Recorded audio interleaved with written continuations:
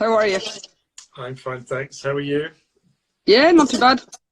Coming through loud and clear. Everything okay? Video, sound? It is, yeah. How are things in, is it Luscantire? No, Northton. Luscantire, far down on the list of the nice places in Harris. It's several miles along the road, is it? It is. And it is beautiful, but Northton's nicer. For those that don't realise, you are now live from the Outer Hebrides? Yeah, the Isle of Harris. Isle of Harris. And you are an independent Harris Tweed weaver. I am. What does that really mean, to be an independent Harris Tweed weaver?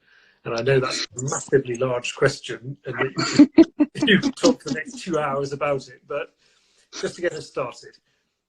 Yeah, so there are two types of Harris Tweed weavers. You have the weavers who predominantly work for the mills, and then you have the independent weavers. Now, all weavers are still self-employed and technically work for themselves. But mill weavers will receive a beam with a warp on it from the mill. They're told what to weave, the pattern, the draft, everything like that. They're given all the yarn they need for it. They weave it, and then the mill comes back, picks it up, and they get paid for every metre they weave. Independent weavers, like myself, we do everything. So we design the tweeds that we're going to make, we buy the yarn, we do our own warping, and then obviously we weave it, and then we use the mills. We take the mills to actually wash and finish our tweeds. Get rid of all the excess dye, shrink up the fabric a little bit. And while it's up there, we also, the Harris Tweed Authority, take the opportunity to inspect the tweed, hopefully stamp the tweeds. It's quite important, or else it's not Harris Tweed. And then we would go and collect the tweeds again, take them back, and then they're ours to sell on to hopefully lots of people who want to buy. Does that make sense? Does that help? It does. So I try to keep it as short as possible. the independent weavers really weave to order from the mills, and the independents use the mills but make their own stuff and do most of the work themselves. Yeah, absolutely. The only downside is that any mistakes made when warping are our own, and we can't blame anybody else for that. I couldn't catch what you said then. Oh, sorry, I was just saying the only downside is that when warping, so preparing the lengthways end of the yarn, any mistakes made are our own, and we can't blame anyone else for it. That's right, because normally the mills will have done that for exactly made-to-order weaves. I'm sure we've really sort of taken several steps too far straight away now, because I'm sure a lot of the people listening in would actually like a sort of potted history of Harris Tweed and what makes it so unique. Because in the world of fabrics, there are certain things that make Harris Tweed completely unique. Yeah, again, I'll try and keep this as short as I can. So Harris Tweed in itself is a fabric, like any other. It's a woolen fabric. What makes it unique is that every inch of Harris Tweed is hand woven. There are no electric looms or anything like that. Every inch is woven at the weaver's own home or on their croft. So it's not being done in a factory. As part of the rules, you're not allowed to actually have more than 2 looms in place, otherwise you'd be considered a factory. It's also governed by its own Act of Parliament. So there are legal rules and definitions that govern how and where Harris Tweed is made. It has to be made in the Outer Hebrides of Scotland. Can't be made anywhere else in the world, only here. And it started, well, I mean, people were weaving here, you know, from whenever they were looms. But Lady Dunmore, whose family owned Harris at that time, was the first to really get involved in mass marketing, if you like. She took the cloth that was being made here, realised how strong and durable and sustainable it was, marketed it on the mainland to all her rich friends, and because obviously it came from Harris, what she was using, it became known as Harris Tweed. If she'd owned Lewis, it might be Lewis Tweed would be weaving now. So yeah, so that's Harris Tweed. it is absolutely unique. The yarn used in Harris Tweed is dyed in the fleece, not dyed in the yarn. So if you want me to explain that a bit more, I'm more than happy to. If it's just tell me when I'm warbling on for too long or not making sense. No, it's wonderful. I was thinking though, when I visited you and another weaver, there were basically two types of weave being used, and the one you use is sort of pretty much from around the time of the Industrial Revolution, isn't it? It's a really old weave. Oh, the looms, yeah. Yes. Yeah, so again, today there's two types being used. Predominantly speaking, mill weavers will weave on a newer double width rapier loom. I think you dropped out for a bit there. Yeah, are we back? Can you hear me now? You were just saying about the rapier loom. Yeah, so they weave double the width of cloth, so approximately 1 metre 50. And then there's the Hattersley looms, like I weave on. And there's two types of Hattersley loom, just to complicate things. The Mark I loom came up here in the 1920s, and it's a shuttle loom. So it uses boat shuttle to actually take the yarn back and forth in the weft. And those looms are still being used today. The ones that came up in the 1920s are still being woven on. And then I use a Mark II, which is just a slightly newer version of the Mark I. Still a shuttle loom, still hand woven and everything. Wooden looms that they had before then. I don't know if anybody's still weaving on a wooden loom. There's some amount of work involved in that. But it must be the case then that if you have the newer double width loom, you're basically making twice as much for the effort. Absolutely. And it's, there's the double width loom is easier to weave on. There's no doubt about that. And like that, what you're producing is good, So it is more productive in that way. But for me, growing up here, the sound I heard, in the summer of weaving is the sound of a Hattersley loom. It's got a very distinctive clickety-clack kind of sound. And I don't know. To me, that's Harris Tweed. That's what I saw growing up. That's what I associate with it. So, while I could produce more tweeds on a double width loom, you're never gonna get me away from my Hattersley. The Hattersley does just look so much more authentic and characteristic. The rapier absolutely kind of modern. Sorry. The rapier just looks sort of kind of modern and just right. I think I need a tin can and a bit of string. Yeah, you were gone for quite a while there. Yeah, I'm not sure whether it's my app or the internet connection or what, but hopefully it'll last another wee while now. I was just telling the listeners that the tweed jacket we see behind me here is the one, the Norfolk jacket that is made from your tweed. Proper. The proper tweed. That's the little in-joke there. Yeah. It's a special proper Harris Tweed. Vintage weight Harris Tweed, which Becca made 2-3 years ago now. Must be about 3. Yeah. Yeah. Well, yeah, we spoke a bit about the looms and the weaving. What sort of impact does Harris Tweed have for the community on the Hebrides? That's an interesting question, actually. I mean, obviously, years ago, it had a huge impact. And then the industry almost died a death completely. It's now building up again. And it's far more sustainable than it's ever been. And it's now providing employment again, which is fantastic. And employment not just in terms of being a weaver or a mill worker, but in staffing shops that are selling products to do with Harris Tweed, and starting up other businesses that are maybe utilising or incorporating Harris Tweed in them. So, yeah, it's been huge here. There's nearly an area in the island that won't have some connection or benefiting in some way economically from Harris Tweed industry.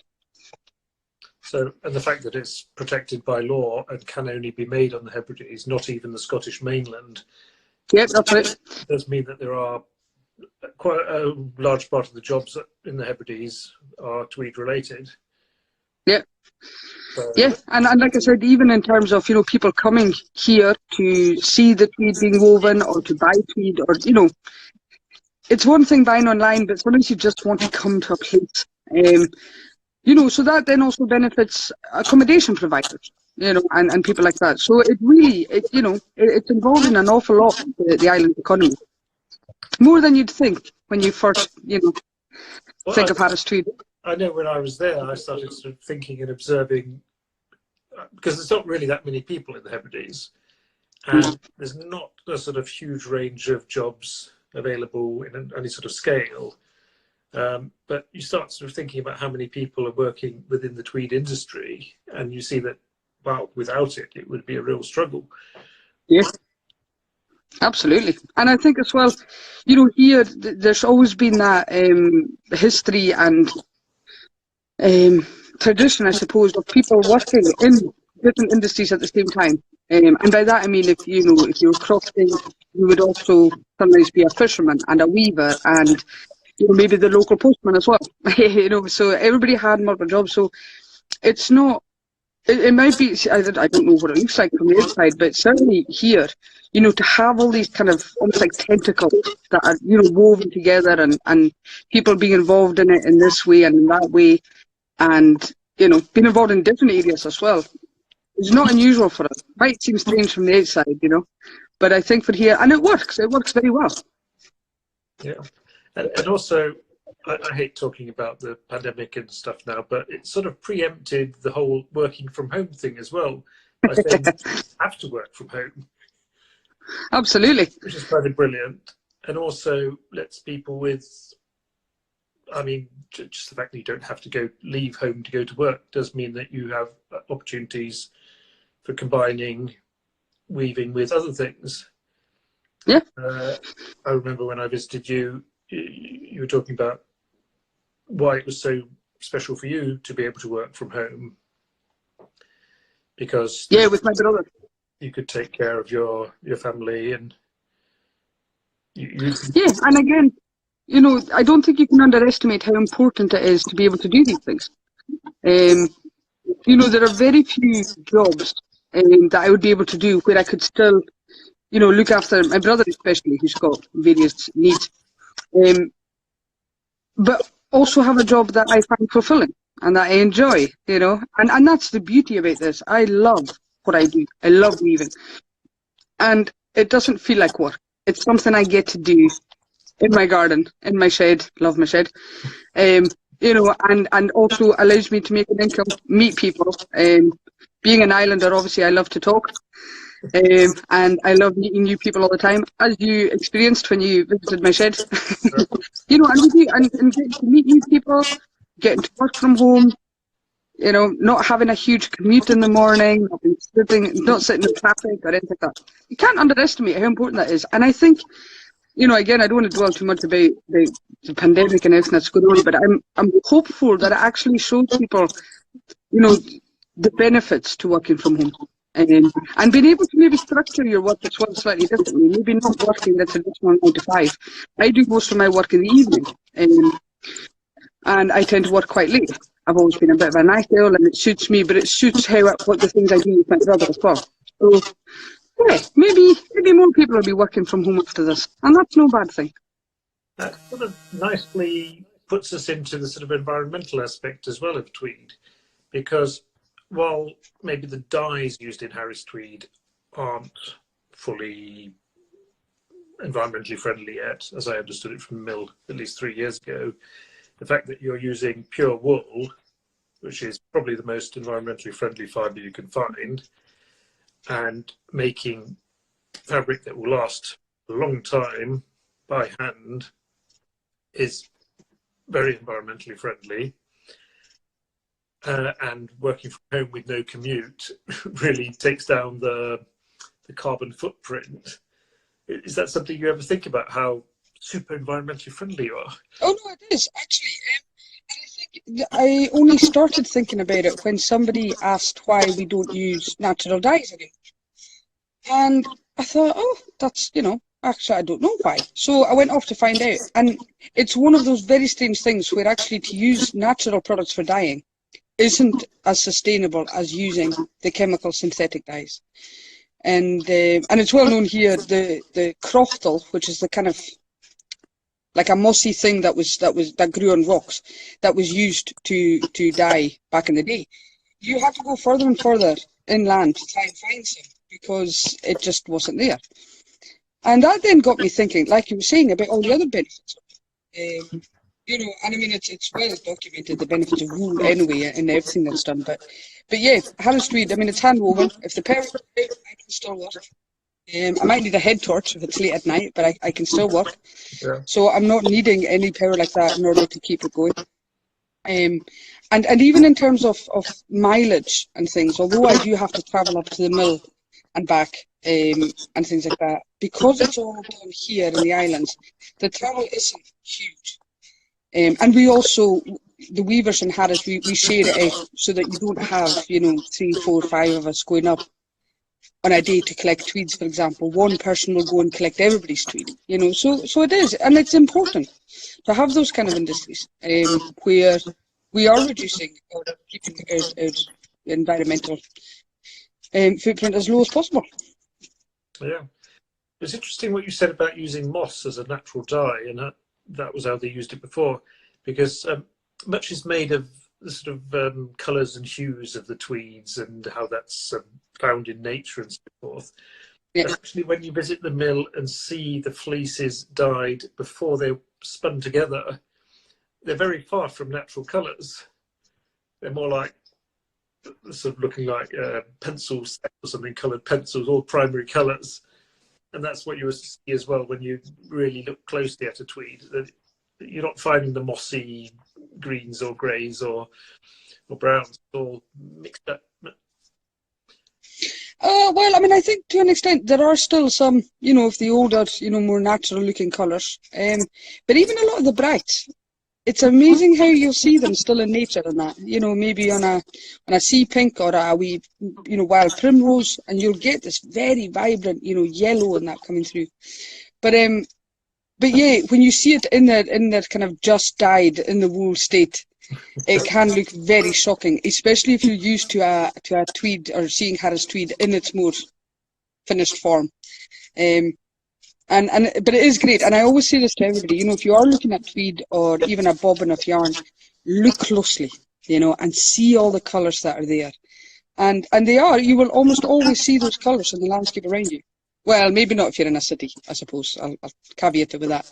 But certainly if you're in the, you know, the islands or whatever, you'll certainly see a lot of those colours around you. It's still very much governed by what we see. The Harris Tweed Authority, it's worth following their Instagram just for the photos they do of nature and then a tweed showing the play of colours. Because the Harris Tweed Authority came to be, was it 25 years or so ago? Yeah, it was the Harris Tweed Association before then, and they were formed in the 20s. But yeah, it was when the Act of Parliament was ratified properly as things. I think it was 1993. Then the Harris Tweed Authority was born, and they're there to promote and protect the brand above all else, because obviously it's trademark and everything like that. But yeah, they do a great job of promoting the tweed itself, and like that through the photos where you get to see, you know, that correlation between the landscape and the tweeds and everything. I've often wondered who sits with all that pile of photos trying to work out and match them up. That must be a hell of a job. But the Harris Tweed Authority also are masters of the stamp, aren't they? They are, yeah. Yeah, and it's funny, we still call it stamping. The action you just did there about the stamp, I still do it. Although it's now an iron transfer. Although back in the day, Anders Haley got a wooden kind of handle on it, and then inlaid into it in metal is the orb and the woven and Harris and everything, obviously back to front. And they would actually, you know, they would put whatever ink on there and actually physically stamp the cloth. I would love it to go back to a stamp, although I'm sure the stampers wouldn't be very happy that they'd have all these extra work to do. But yeah, nowadays it is an iron-on transfer. that if need be, you can always scrape off again. I don't know why you'd want to scrape it off, but you can. And I can choose to get as many stamps as I want in a boat of cloth. But I get them just one at the start, one at the end, to prove that it is genuine Harris Tweed. But I could get it done every metre or whatever. But yeah, I think you shouldn't get fed up of seeing a stamp everywhere when you're trying to make up a bag or a jacket or a pair of trousers or something. Yeah, I suppose it would make a difference if the end user actually was looking at the back and would see the stamp. So, oh, I'm buffering again. Let's see if... oh, you're back again. We lost you for a moment.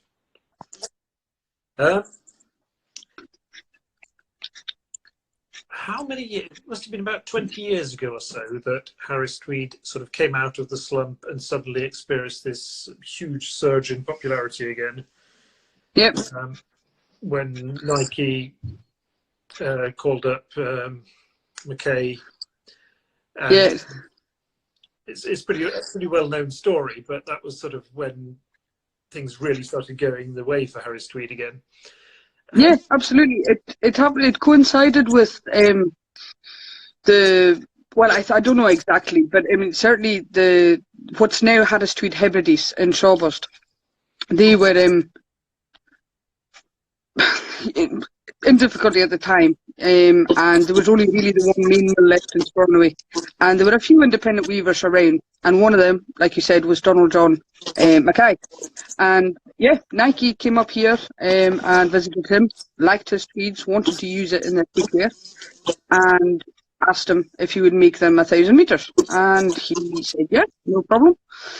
And then his wife got a phone call that afternoon saying they'd made a mistake, and it was 10,000 metres that he was looking for. And for one man and a loom, that is going to take a long time. It's not. How many metres would you typically manage in an evening? If everything's going well with the loom, and unfortunately it doesn't always, but if it is, I weave about 4 metres an hour. So, you know, even, you know, putting in a full 10-hour shift just weaving, you're still only doing 40 metres. And I don't know many people who could put in a full 10-hour shift just weaving. I can't anyway. But yeah, it would take him a long time.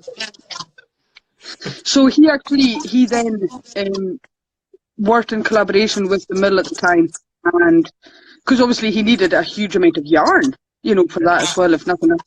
And then he got other weavers involved to weave for him, altered his design and everything, and the mill helped out with the yarn and warping and getting it out to weavers and things, and then obviously finishing that amount of tweed. And that, you know, it got people back in to the industry that had maybe, you know, left or were thinking about leaving, and, you know, gave them some work for a while. And like anything, once other companies saw Nike using this fabric, they what's that? I want some of that. I need to use it. And then, you know, other footwear companies started using them in footwear. Other fashion companies rediscovered Harris Tweed, if you like. And again, the environmental side of it can't be underestimated here as well, because a lot of companies are wanting to have more traceability and sustainability in the products and stuff. So it all worked so well. And I mean, if it hadn't been for Donald John, who knows what we'd have at the moment. If he'd been out the day they came or was away on holiday, maybe we wouldn't be here just now. Yeah, because things are looking pretty bright these days, aren't they? Sorry? The future of Harris Tweed at the moment is looking pretty good. Absolutely. It is. It's spread out now again around the world. We're not as reliant on one market as had been in the past. And I think as well there's, you know, newer colours being used, newer yarn colours being developed. There's a lighter weight fabric being used. You don't get your own proper Harris Tweed, the old heavy standard weight anymore, which I think is a shame. I think it would be good to have the 3 weights. But the medium weight tweed is now the heaviest weight you get as standard. But it means now the lighter weight tweed can be used for children's clothing, for, you know, maybe more lightweight women's clothing and stuff. You can also now get everything in Harris Tweed, from hats and scarves and bags and purses and wallets and, you know, bedspreads and curtains and anything you can think of is now made in Harris Tweed. And that's good as well. It's not just a jacket and plus fours and maybe a cap, you know. And that's good. You know, you want to spread these things out. You want to give it, you know, a little bit more in, I don't really know what the word is, but so that if one part of it starts to dip, you know, if maybe the trend for a Harris Tweed jacket starts to dip again, that doesn't mean the end of the industry, because maybe the trend for Harris Tweed bags will increase at that time, you know. And I'm very lucky. Being independent, I obviously, you know, make far fewer meters of tweed than the mills are doing. And I can do smaller, shorter, bespoke tweeds for people, which I do quite often, as well as getting to just make tweeds I like, and hope that people like them too and buy them. But I'm far more able to adapt to the kind of changing environment. I don't need to worry about having to use 1,000 meters of tweed a week or anything. So, yeah, very lucky. But it's looking good. It's looking good, and hopefully everybody watching this might decide to buy a bit of tweed at some point. I can recommend it strongly. It's an interesting point you make there about people thinking Harris Tweed, oh, that's my granddad's jacket, because that's really completely not the case really any longer. Well, I mean, after Nike used it for their trainers, I mean, that was clearly taking it to a completely different place. So absolutely. And it's amazing. I love seeing how experimental people are with Harris Tweed. You know, you can really just let your imagination run riot. And, you know, some people are reinventing, if you like, or re-examining how tweed was used in the past, and are just changing it up a bit. You'll still get your Harris Tweed jacket, but maybe now it's not such a formal jacket. It's now maybe like a bomber jacket, or you know, a kind of baseball style jacket and things like that. You know, and people are reimagining, and I think that's exciting. You know, let your imagination run riot and think, what could I do? You know, and it doesn't have to be 100% Harris Tweed. You can mix it with other fabrics, other colours, other designs, other ideas, you know. I mean, it's a bit like what you do when you take an item of clothing and then you reimagine it for another item. You know, treasure to waistcoats. I think things like that are fantastic. You know? It's all good fun. One question I did want to ask, and because people often get confused about this, the actual wool used for Harris Tweed, where does that come from? Yeah, when people come here to visit, they see a lot of sheep, and they assume that all the wool comes from the sheep here. But we don't actually have enough sheep. It might look like we do, but we don't. So all the wool comes from Scotland. Excuse me. And while the clips, the fleeces that are shorn from the sheep here, they'll be included within that are made pieces in Harris Tweed. So it's not strictly local, but pretty much as local as you could get it. Yeah, it's just, otherwise you all have to wait a bit longer for the tweeds while we waited for the sheep to grow somewhere.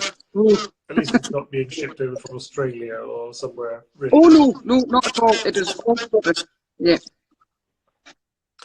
Is there anything you'd like to include sort of before we wrap up? Oh, that's a dangerous question. Once I start, I could be here for 6 hours. I don't think so. Except to say that if anybody does have any questions, I mean, I can see bits coming up here just now. I'm more than happy to answer them. I'm always worried I'm going to miss out a really important part or a really interesting part of the Harris Tweed story, if you like. So I'm more than happy to answer questions now or in the future. You can find me all over the place, whether it's Instagram or Twitter or whatever. Yeah. I'll be careful to link you in, because I have to admit, Becca, that I can never remember how to spell your company name or how you pronounce it. I can remember the first 4 letters. That's it. Well, that's enough when you're searching for me, I think. Yeah, so my company name, which looks very odd, is Tuv Tua Tweed. And Tuv Tua is the Gaelic for Northton, the village I'm from. So Northton is in Tuv Tua.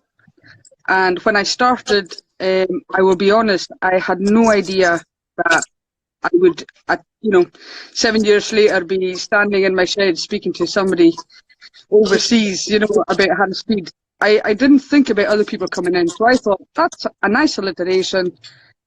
I'll call my business Two Tweeds, and it's been nothing but well, I suppose it's memorable, but yeah, nobody ever knows how to pronounce it or or anything. There we go. Because really, it's only the people in your village, I suppose, who might actually get it. Yeah, anybody in Harris will know it, and yeah, and then it's funny as well because although in Tua is the Gaelic for Northern, Tua directly translated just means north side. So technically, I'm north side Tweed. So put that into Google Translate for Scottish Gaelic, and you might get Tua Tweed. Brilliant. Okay. Brilliant. Okay, Becca, thanks a lot. This was great. And oh, you're very welcome. I enjoyed it. Let you get back to your loom. Fantastic. Thank you very much. Okay. Thanks a lot. Bye-bye. All right. Bye for now.